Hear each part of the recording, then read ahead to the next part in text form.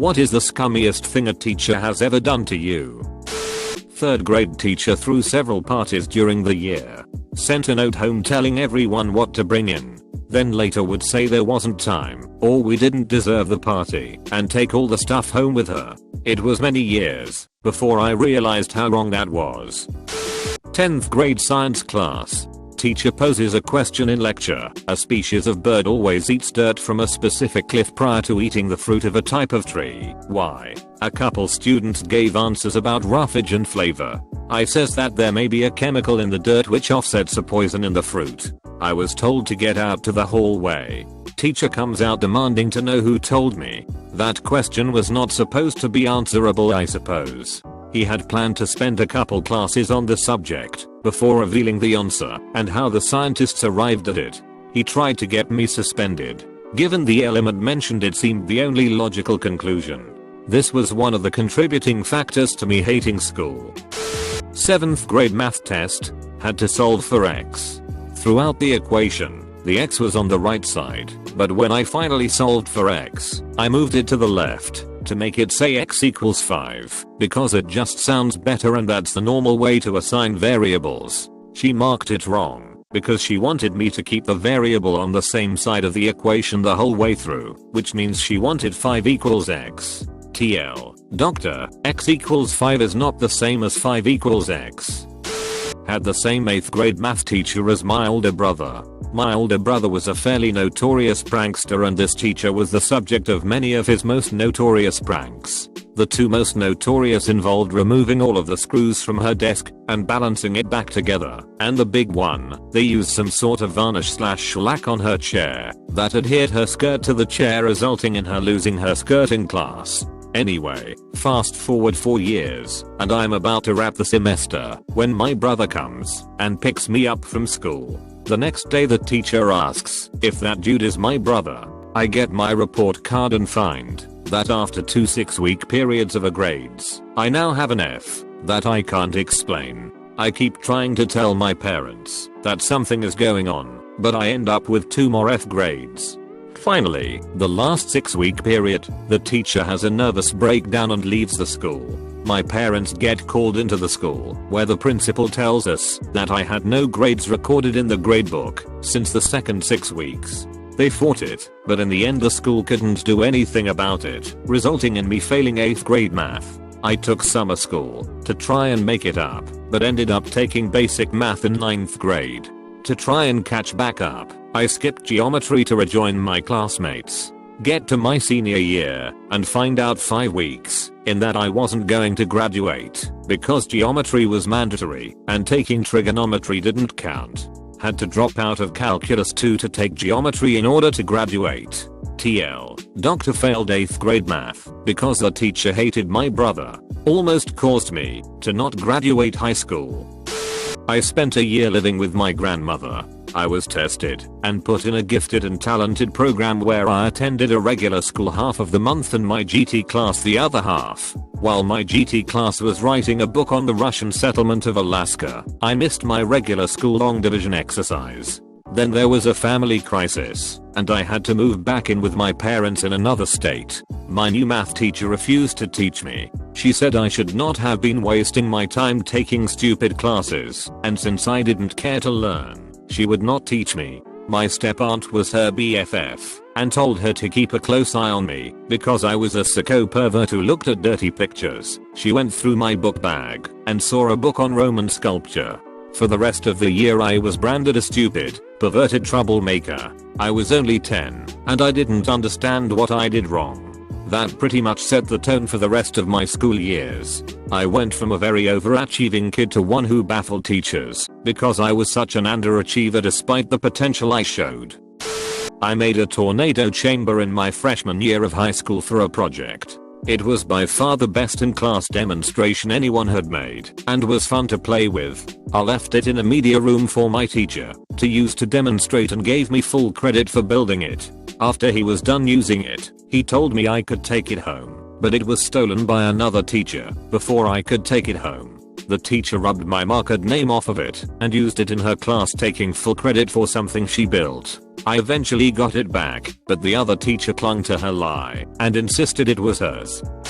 Drafting teacher hated me, picked on me, pointed me out regularly, derided me. Not oppressively, but it was obvious to everyone in the class that I was the one he wished wasn't there.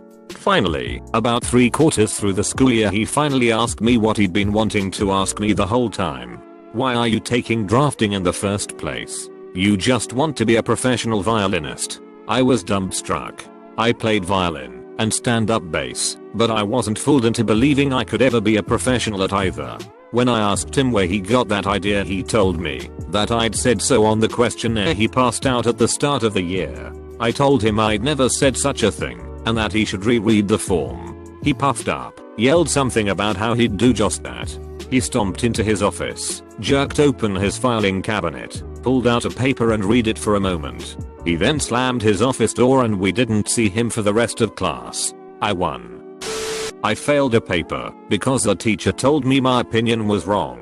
We were doing an essay on Stalin and authoritarianism and I decided to try to defend authoritarianism for a challenge, and while the resultant paper was not the best, it deserved to pass. When I talked to my teacher about the grade, she told me that I couldn't morally justify authoritarianism in any way, no matter what justifications I had used, economic, social, etc. And therefore my opinion was wrong. I couldn't do anything about it either, as she was the department head for that subject in my school. Took a class called Industrial Arts in junior high. We built birdhouses, wired simple electrical systems, etc. Male teacher calls me out on the first day, points to me, and tells the class that I don't belong there because I'm female, blonde, and left-handed, gives me a D on all my projects just because, and made fun of me daily. Upside, I learned not to take that crap, and had the principal walk with me to his office to review the grade, changed to a B. Senior English teacher. This woman was a notorious witch, and I didn't even need to take the class, I just wanted to because it was Shakespeare. We had to write a massive research paper on one of his plays. This was probably the longest paper I had to write in high school, about 30 pages. So I slaved away 4 weeks, and I made sure my citations were perfect. Our school was anal about that. I came up with a pretty cool analysis of Othello, or at least I thought. Knowing how this woman graded, I felt very confident that I could pull off a B. She refused to give A's. I hand in the paper, proud. I get the paper back, and it's an F. In a rage I pull her aside and give her the WTF. She says that I plagiarized. I said I did no such thing. She then claims there isn't a citation after every single sentence. To which I reply, how do I cite my own ideas? She said as a high school student I wasn't qualified to make those assertions, and so I most certainly plagiarized the whole thing. If my only source was Othello, and the 4 acquired sources, who I used to back up my analysis, who I cited correctly, how in the hell am I plagiarizing? I tried to have the English department chair read the paper. She said the paper was very good, but she couldn't force the witch to change the grade. The witch said I was lucky she didn't have me suspended or expelled. This was pre-Google, so I didn't have any way to prove that these words were in fact my own, and that I wasn't stealing an idea. I was livid. That was scummy, and instead of encouraging someone to think for themselves, you punish them severely for trying. I'm going to recount the story that my 9th grade algebra teacher told us once. He said this ended up being one of the defining moments that made him want to become a good teacher. He was an amazing teacher, truth be told. When he was in early elementary school he was coloring a penguin. He liked to take his time with his coloring and decided that he would make a purple penguin. He began coloring it in with tiny circles that put together would end up with a neat pattern once he was finished. His teacher came over to him and asked him why he was coloring so slowly. He just kept at his penguin and ignored her. A few moments later the teacher came back and decided he needed help with his penguin because he wasn't finished yet. She grabbed a black crayon and just scribbled all over the penguin really quickly for him, annoyed that he wasn't finished yet. The teacher then stared at him expecting a thanks and gave him a smile like she just did him a great favor. He just stared, unbelieving at this teacher ruining his work, and started crying.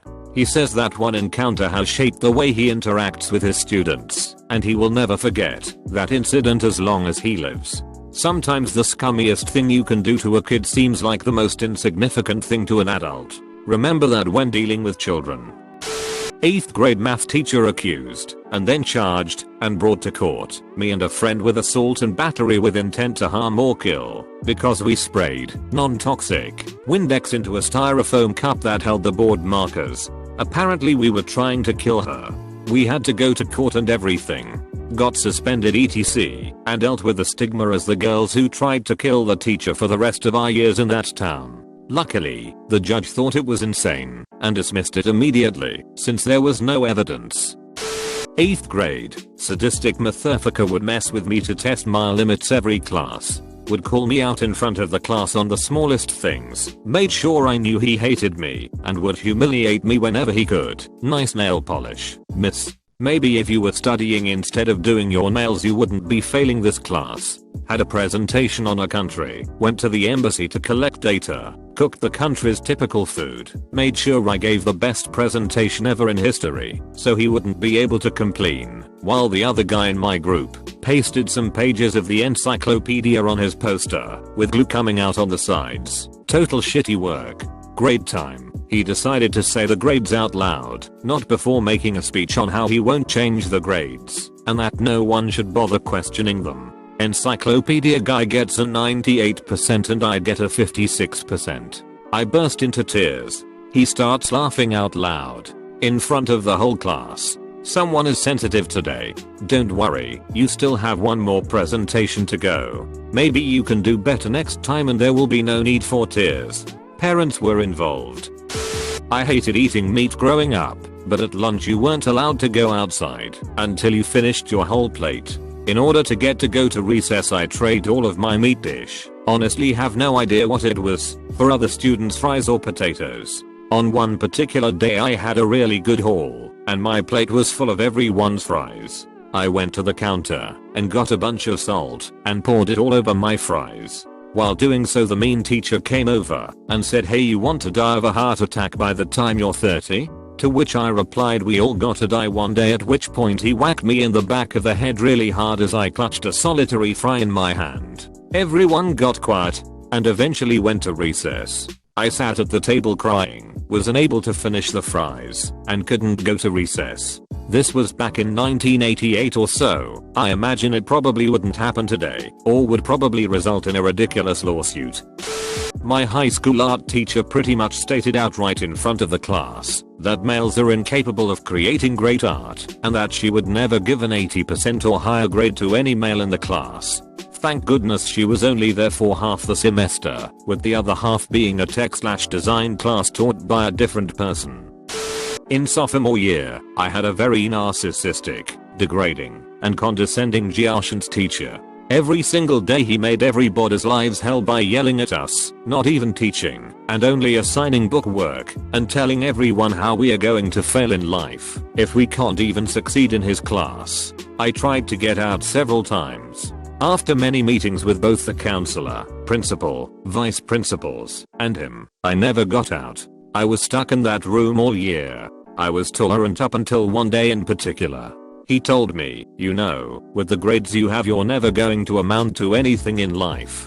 Mind you, I was an average student. A few A's and B's. Lowest grade I had was a C in his class. I responded with, "Oh really? So you're telling me that with the grades I get I'm going to end up like you? Thanks for the motivation." Totally worth the 3-day suspension and lecture from him I got afterwards. Sorry for the wall of text. 11th grade English class. First day of teaching the Crucible. Walk into class and the teacher has the head of discipline in her room with her, and before she starts class she says she has something serious to talk to us about. Apparently a large amount of money was stolen out of her desk the day before. She also had some sort of treasurer job in the administration, and asked the class if they had any info as to who stole the money. One of my classmates who I thought I was friendly with raised her hand and said she saw Bonafire Carl Apps and Ken, my best friend in school, hanging out outside her classroom after school, and that Ken may have gone into the classroom. Then another student raised their hand and said she heard us talking about being able to afford some big purchase now. So now my head is spinning, and I'm starting to have a panic attack, because both of these allegations are completely false. I was very quiet in high school, and stayed out of trouble. I try defending myself, but my voice starts cracking, because I'm so nervous. Then a few of my other classmates start raising their hands, and adding to the story about how they see us hanging out together all the time and we are close friends blah blah blah. So the head of disciple starts leading us out of class, until we get to the door and the teacher tells us to come back in, and sit at our desks. Apparently the teacher pulled the first 2 kids aside before school this morning, and told them to accuse us of stealing, so that she could teach the class a lesson about the hysteria surrounding the Salem witch trial. The other kids were just making stuff up. By this point I'm in a cold sweat, and terrified that I'm getting kicked out of school, just so she can prove a point. I'm now married to a high school English teacher who teaches the Crucible, and I've told her this story, and asked that she please never use this example. TL. Dr. Teacher recreated the Salem witch trials and I almost shit my pants. We had a music theory test in band. Yes, we had tests in band. The day after the test, we all went to our cubbies where we normally receive sheet music, to get our tests back. Everyone's except mine was there. Everyone did terribly. I notice a band teacher with a test in his hand. He proceeds to tell the class that we all did horribly, except me, and since I was able to do the test, there would be no grading curve. Thanks for stabbing me in the back asshole. In 6th grade I was in Catholic school. During religion class we were having a discussion about the Passion of the Christ which came out the year prior. Everyone was praising the movie, so I raised my hand and said, "Mrs. Mahoney, I didn't like Passion of the Christ." She was in shock, and asked why I didn't like it. I responded, the film relied too heavily on the violence. She was so offended that she gave me silent lunch, so I could think about why Mel Gibson made that film in the first place. Basically, I got punished for having a negative opinion on a 2-hour snuff film about Jesus Christ.